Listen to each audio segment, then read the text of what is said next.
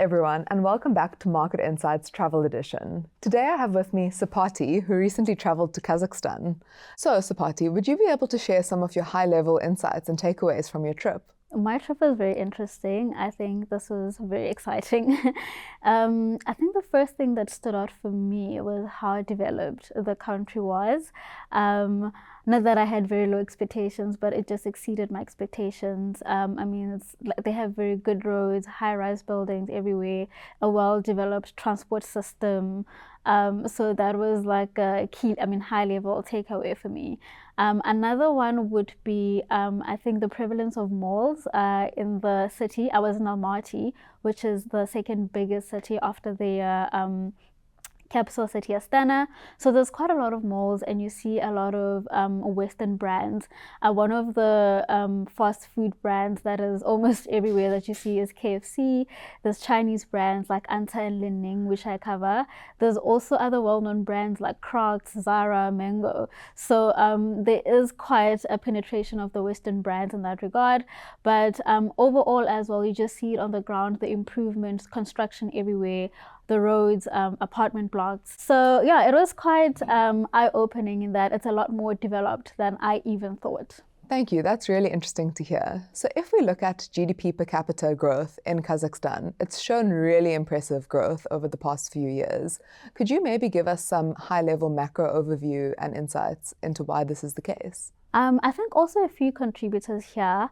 The first one would be that Kazakhstan is actually country that is rich in natural resources, so think oil, gas, and uranium. So they do have a lot of export revenue versus maybe their other peer emerging countries.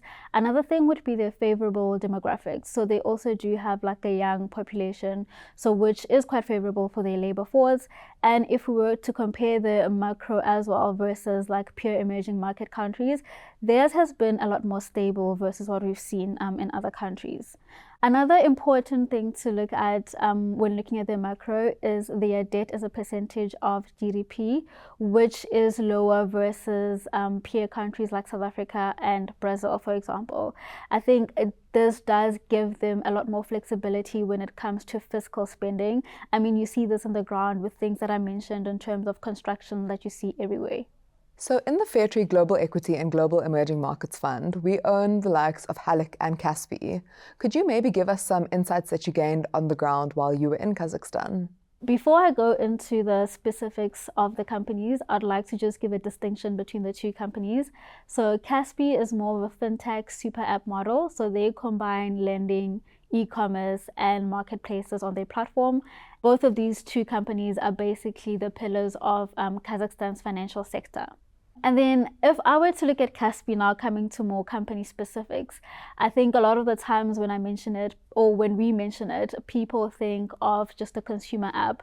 But I'd like to highlight that Kaspi has a consumer-facing app and a merchant-facing app, and they combine these two on their platform. So this is where the super app comes from. And there's a lot of functionalities on this app. So I think an example that I could give is like the e-commerce, which is like a normal marketplace. And then you have an m-commerce, which is where the payment side of the business comes in, where you find like terminals in physical stores.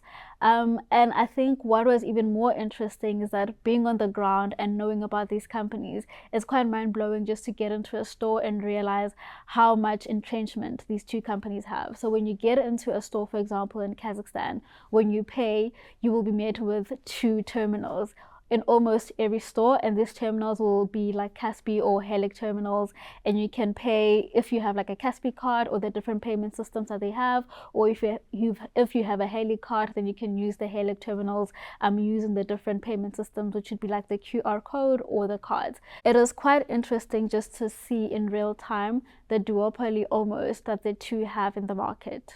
Sounds like they have really interesting business models. Can you maybe explain how Kaspi has entrenched itself in the Kazakhstan market? Kaspi has quite a sticky consumer, and one of the ways that I would look at this is looking at the ratio of DAU over MAU. What this is daily average user over the monthly average user. It sort of gives you insight into the amount of people who use the app on a daily basis, for example. And currently, the ratio is at around 68%. And if we were to compare that ratio versus a ratios of peer fintechs, it is actually a lot higher. It is almost competing with WeChat, for example, and even higher than WhatsApp. And it's just important to remember that this is not even a messaging app, but they are competing with ratios closer to messaging apps. So it just shows you how entrenched the consumer really is on the app, because they can do their payments, peer-to-peer payments, they can do their bill payments, they can buy anything on the app. So just a lot of functionality on a daily basis for the consumer. So how has the Kaspi business model evolved over the last few years? That is an interesting question, because Kaspi has evolved from just being a fintech business to being more of a payments and a marketplace business. And payments and marketplaces has been growing faster than the core fintech business, which has been quite interesting in this case. And if you look at the overall growth as well, they are growing ahead of inflation. So that has been quite impressive. That sounds like a really impressive business model. Thank you for those insights and the insights in the whole session. To the audience, thank you so much for attending, and we hope to see you soon in our next travel edition of Market Insights.